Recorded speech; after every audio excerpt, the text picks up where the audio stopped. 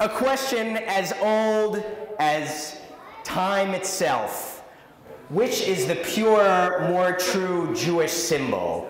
Is it the base We will.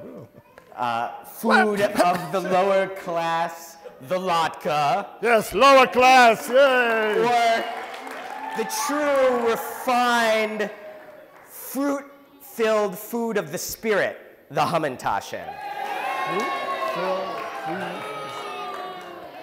So, to open the debate, I have a few words to say in favor of the Hamantashen. With all due respect to our wonderful but misguided rabbi,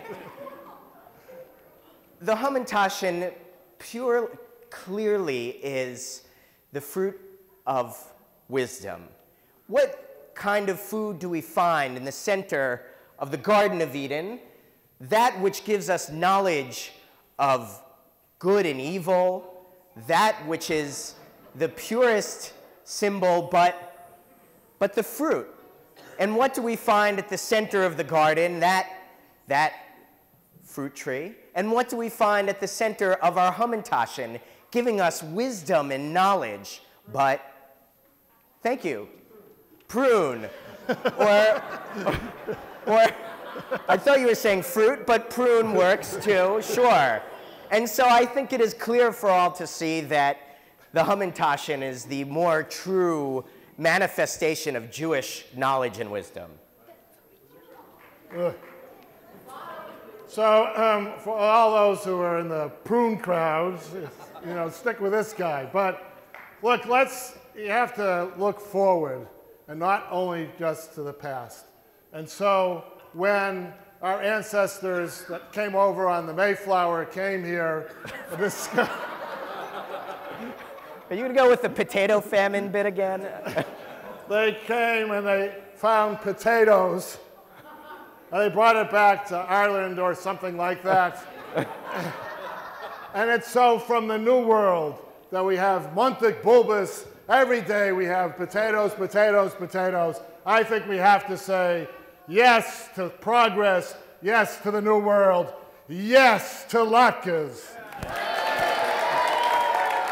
And what has your vaunted progress brought us, right?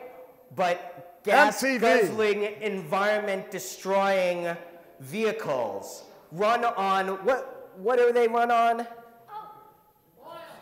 Oil, thank you. And what are we frying our latkes in? Oil. So I say to you, go ahead, destroy the environment, help global warming, eat a latke, see if I care.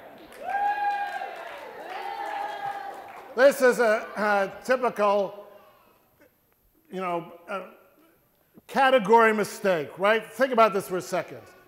If we stopped using any cars, we didn't use any cars again, and we just spent all our time frying latkes, there would be no global warming.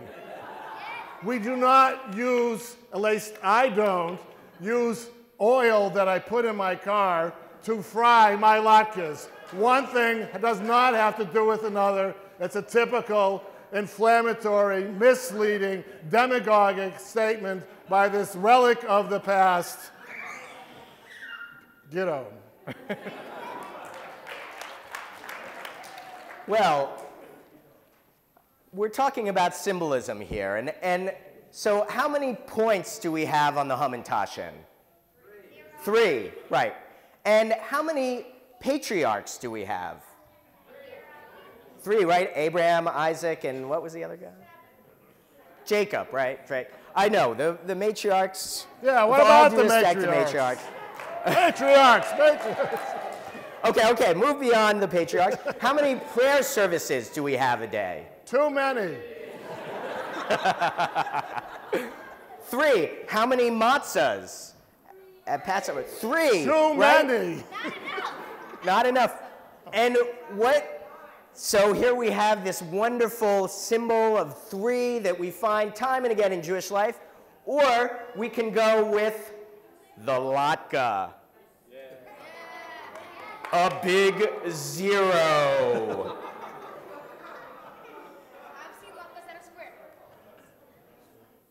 What is the deepest number of symbol in Judaism? It's the, well, that could be, but it's the number. That's not the answer I'm looking for. No, it's not 3. It's the number 1, right? How many gods are there in the world? Not 3. At least not for us, there's not 3.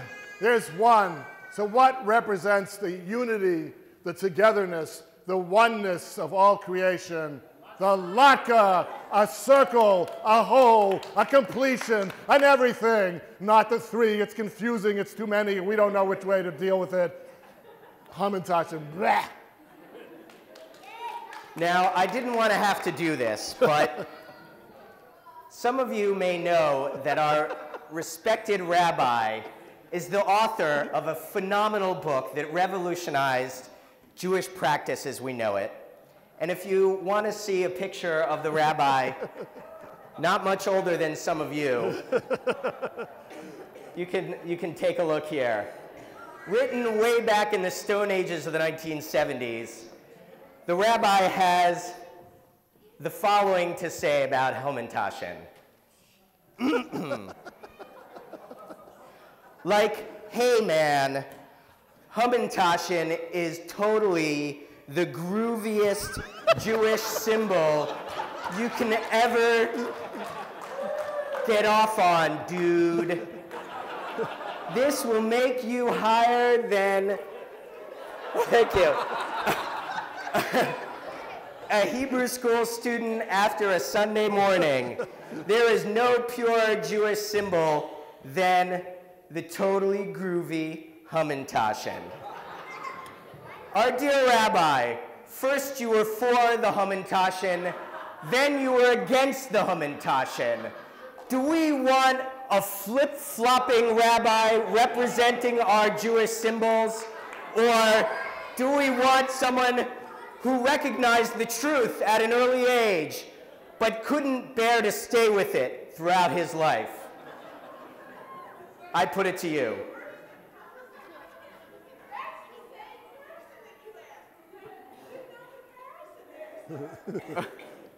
Well, the truth is, I'm running for president, so therefore I have to be a flip-flopper. But the whole point of, let me explain why flip-flopping is actually a good thing.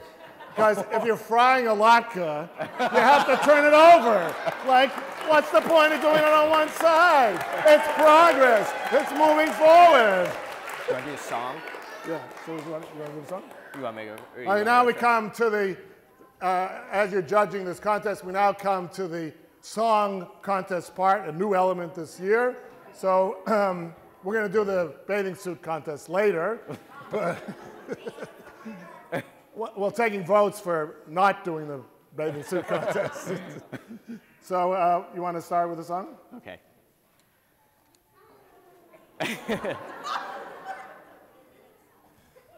Okay, so those of you who are aware of the true path to Jewish wisdom of the Hamantashen can repeat after me. The tune should be a little bit familiar.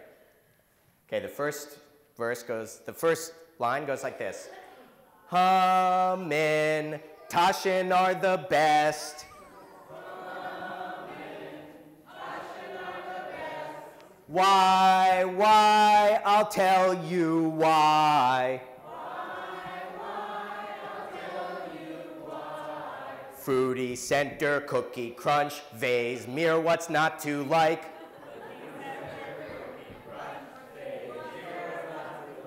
Fruity center, cookie crunch, vase, mirror, what's not to like?